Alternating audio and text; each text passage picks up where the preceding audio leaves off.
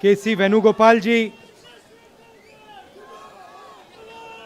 तारिक कर्रा जी, रजनी पाटिल जी, विकार रसूल जी, गुलाम मीर जी, रमन बल्ला जी, चरणजीत चन्नी जी, दिग्विजय सिंह जी, जयराम रमेश जी, नीरज कुंदन जी, शबाब सबरी जी, कांग्रेस पार्टी के हमारे सब प्यारे कार्यकर्ता भाइयों और बहनों,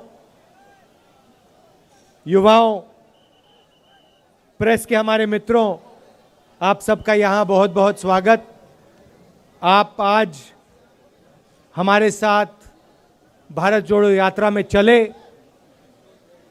23 किलोमीटर चले। आपने अपनी शक्ति इस यात्रा को दी, हमारे साथ आप खड़े हुए, आपने अपना प्यार दिया हमें। इसके लिए मैं आप सबको दिल से धन्यवाद करता हूं।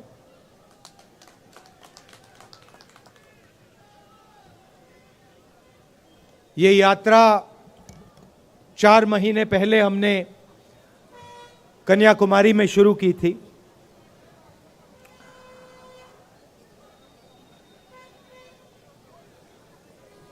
बहुत कुछ सीखने को मिला।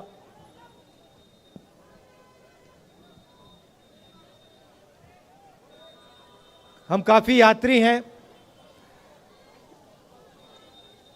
उनमें से शायद कोई भी ये ना कह पाए शुरुआत में कि हमें इतना हिंदुस्तान की जनता से सीखने को मिलेगा।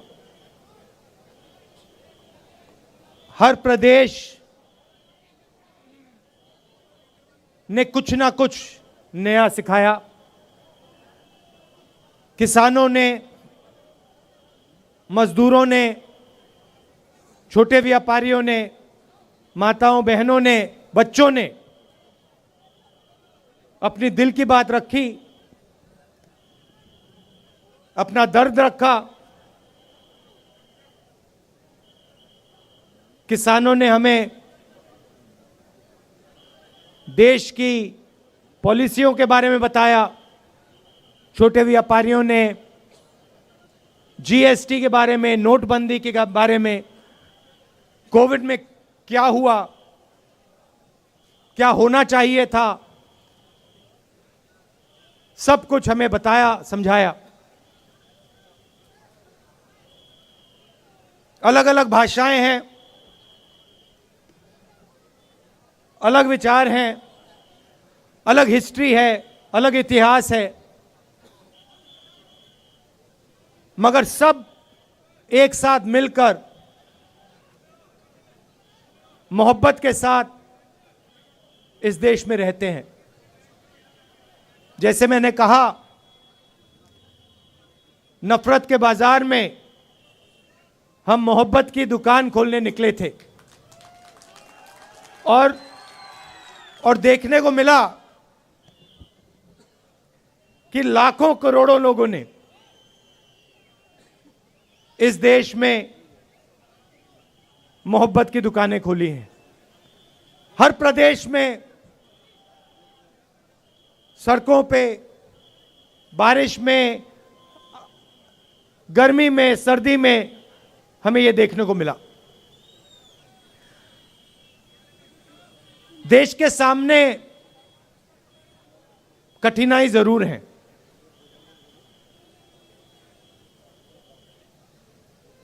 लोकतंत्र पे आक्रमण हो रहा है। उस बात को आप सबसे बेहतर समझते हो। यात्रा से पहले हमने पार्लियामेंट में मुद्दे उठाने की कोशिश की। लोकसभा में, राज्यसभा में हमने भाषण देने की कोशिश की। नोटबंदी पे, गलत जीएसटी पे, किसान बिल पे, जो चाइना हिंदुस्तान की जमीन ले गया है, 2000 स्क्वायर किलोमीटर ले गया है, उस पे, मगर हमें लोकसभा में बोलना नहीं दिया। जैसे ही हम बोलने की कोशिश करते थे माइक ऑफ कर दिया जाता था। मैंने भाषण के शुरुआत में आप सबसे कहा, प्रेस के हमारे जो मित्र हैं उनका यहां मैंने स्वागत किया, मगर इनका भी काम लोकतंत्र की रक्षा करने का होता है। टीवी पे, अखबारों में, मैगजीन्स में सच्चाई रखने का इनका काम होता है। पिछले प्रेस कॉन्फ्रेंस में मैंने इनसे सवाल पूछा, प्रेस वालों से सवाल पूछा, आमतौर से ये पूछते हैं। मैंने पूछा, भैया एक बात बताओ,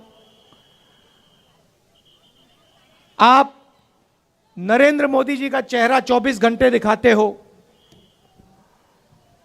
आप ऐश्वर्या राय जी की बात करते हो,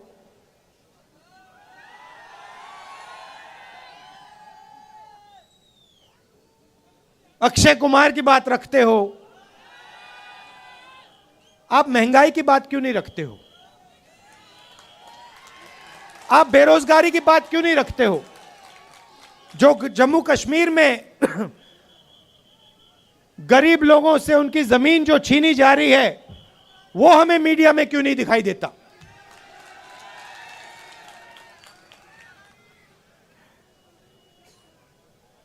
जो कश्मीरी पंडितों के साथ यहां सरकार अन्याय कर रही है। आज सुबह मेरे से मिलने एक डेलीगेशन आया और उन्होंने अपनी बात रखी। मैं हैरान हो गया। उन्होंने कहा, और मैं मीडिया के सामने ये कहना चाहता हूं, उन्होंने मुझसे कहा कि जब उनका डेलीगेशन लेफ्टिनेंट गवर्नर के पास गया तो लेफ्टिनेंट गवर्नर ने उनसे कहा कि तुम्हें भीख नहीं मांगनी चाहिए। यह देखिए, लेफ्टिनेंट गवर्नर ने कश्मीरी पंडितों के डेलीगेशन को कहा कि आपको भीख नहीं मांगनी चाहिए। लेफ्टिनेंट गवर्नर जी, ये भीख नहीं मांग रहे हैं, ये अपना हक मांग रहे हैं। और अगर आपको कुछ करना चाहिए तो आपको इनसे माफी मांगनी चाहिए।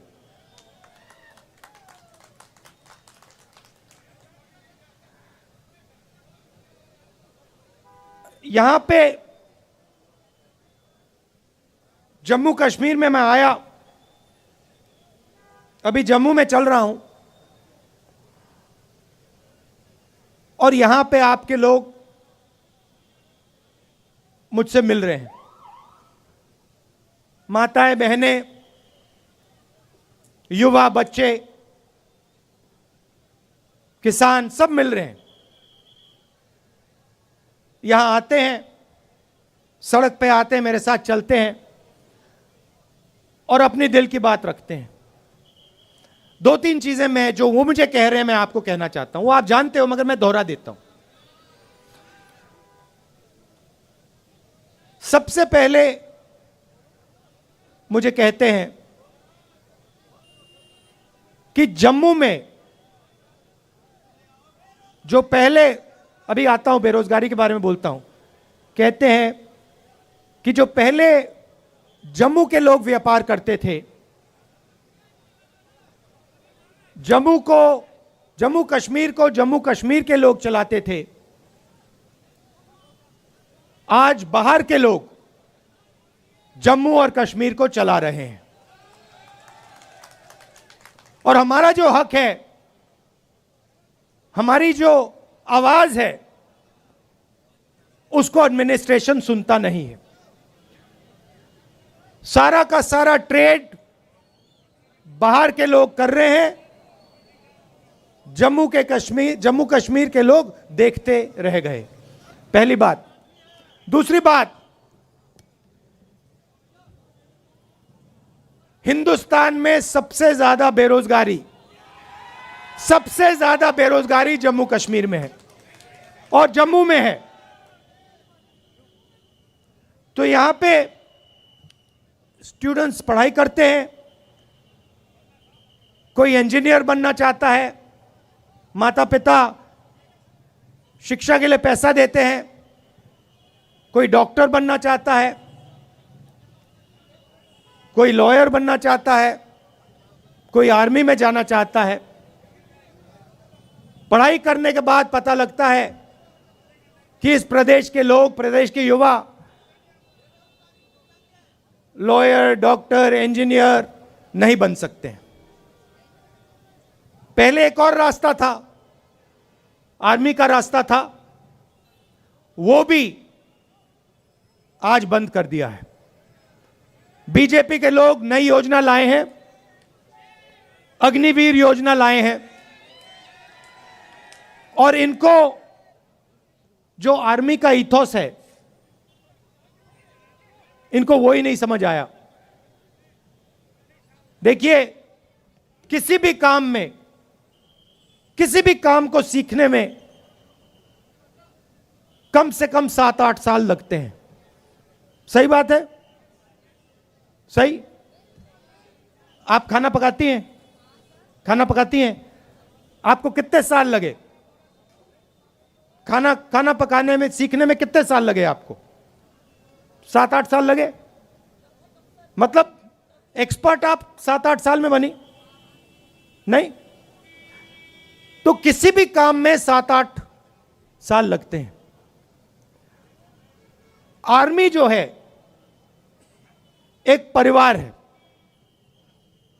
जो सेना लड़ती है, वो रिश्ते के बल पे लड़ती है। सैनिकों के बीच में जो रिश्ता होता है, उसके बल पे लड़ती है। वो रिश्ता 1-2 साल में बनता ही नहीं है। वो रिश्ता, उस रिश्ते को बनने के लिए, मजबूत होने के लिए कम से कम 7-8 साल लगते हैं। ये जो बीजेपी के लोग हैं, इनको ये बात समझ नहीं आई। ये सोचते हैं कि आर्मी की ट्रेनिंग 6 महीने में हो जाएगी, जो सीखना है वो 6 महीने में हो जाएगा। बिल्कुल नहीं। आर्मी में सालों लगते हैं एक सैनिक को तैयार करने के लिए। सालों लगते हैं उस सैनिक और दूसरे सैनिकों के बीच में रिश्ता बनाने के लिए। तो ये अग्निवीर योजना जो है, ये हिंदुस्तान की सेना को कमजोर करने की योजना है। और ये बेचारे जो हमारे आर्मी के लोग हैं, ये कह नहीं सकते हैं, मगर मैं जानता हूं अगर इनसे पूछा जाए तो ये सारे के सारे कहेंगे कि ये अग्निवीर योजना के खिलाफ है, अग्निवीर योजना गलत है। तो वो रास्ता जो था वो भी बंद कर दिया इन लोगों ने। पहले युवा आर्मी में जाता था, 15 साल की उसकी सर्विस होती थी, उसके बाद उसको पेंशन मिलती थी।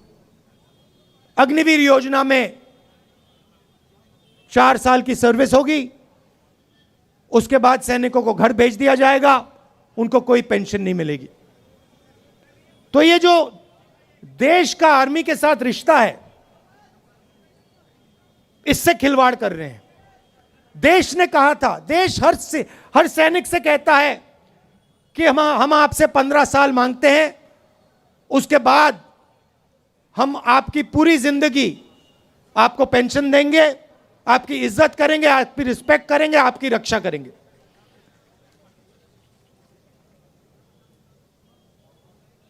तो ये अग्निवीर योजना जो पहले युवाओं के लिए एक रास्ता था, ये भी इन्होंने बंद कर दिया। बेरोजगारी क्यों आ रही है? क्योंकि सरकार चुने हुए 2-3 उद्योगपतियों के लिए काम कर रही है। ये देखो, यहां पे आपका पूरा का पूरा व्यापार, जो भी आप करते हो, सारा का सारा उन्हीं 2-3 उद्योगपतियों के हाथ चला जाएगा। सच्चाई है। और नरेंद्र मोदी जी ने आपसे कहा आपसे कहा था कि देखिए, नोटबंदी काले धन के खिलाफ योजना है। काला धन मिट गया क्या? नहीं मिटा ना। भाई और बहनों, नोटबंदी और गलत जीएसटी योजनाएं नहीं है, ये हथियार हैं। ये छोटे व्यापारियों को, स्मॉल और मिडिल साइज बिजनेस वालों को मारने के, खत्म करने के हथियार हैं। और सच्चाई ये है कि इस देश को रोजगार सिर्फ ये लोग दे सकते हैं।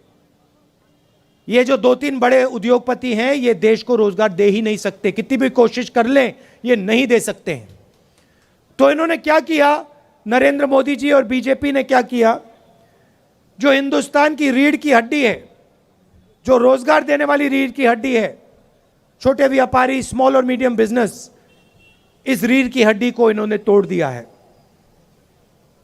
इसीलिए आज पूरे देश में, सिर्फ जम्मू कश्मीर में नहीं, पूरे देश में बेरोजगारी फैल रही है।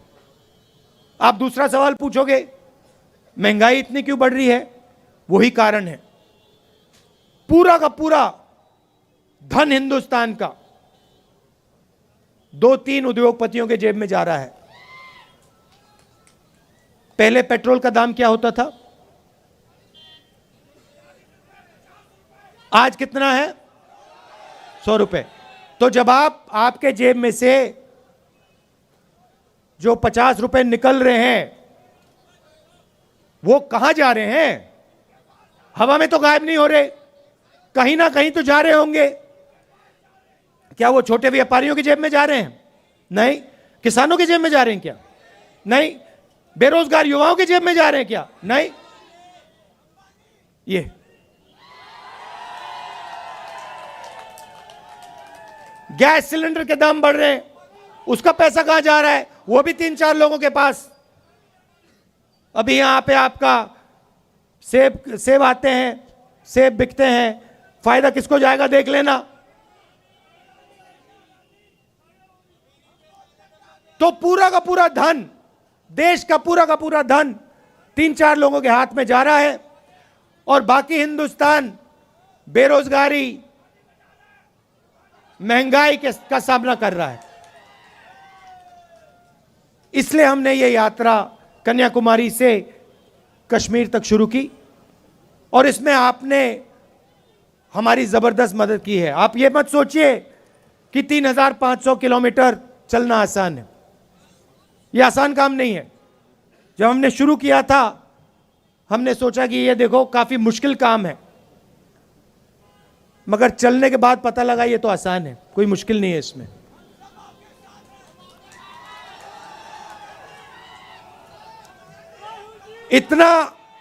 इतनी मदद आपने की हमारी, मैं आपको बता रहा हूं। सुबह हम उठते 5 बजे सुबह उठते थे। अब यहां पे सिक्योरिटी वालों ने कहा है कि 7 बजे निकलना है। मैं चाहता था 6 बजे निकल जाना चाहिए, मगर इन्होंने कहा नहीं 7 बजे निकलेंगे, चिट्ठी लिख दी, तो मैंने एक्सेप्ट कर ली बात। मगर हम निकलते थे सुबह, पूरा दिन चलते थे। 25-27 किलोमीटर बाद ऐसे लगता था कि पहला किलोमीटर चल रहे हैं, थकान ही नहीं होती थी बिल्कुल।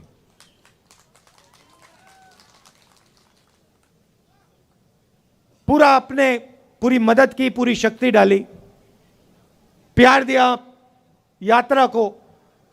किसी को चोट लगती थी, आप एकदम उठा लेते थे, मदद करते थे।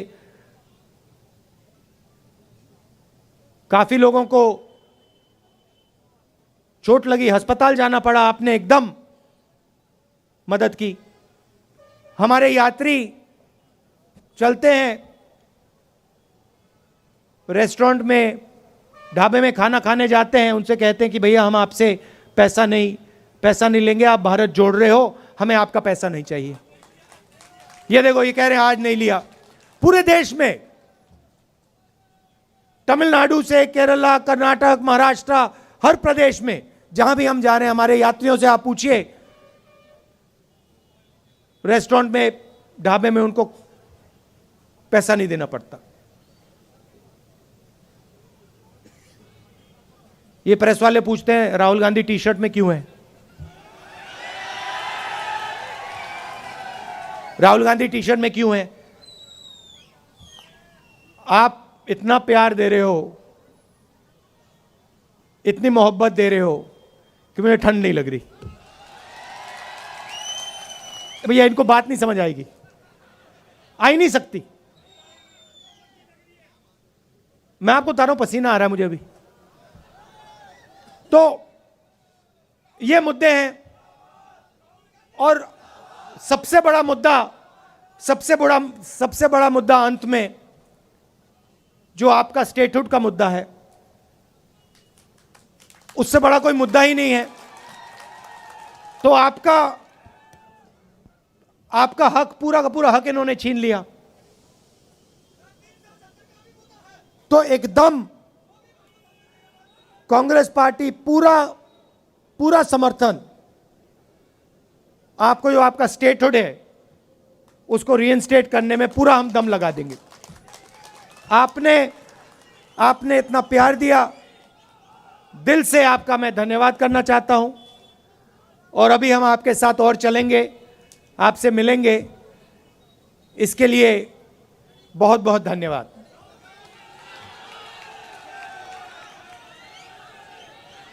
अच्छा, अंत में ताराचंद जी, पीरजादा जी, मुल्ला राम जी और जो एनसी से, नेशनल कॉन्फ्रेंस से यहां लीडर्स आए हैं, उनका भी मैं स्वागत करता हूं।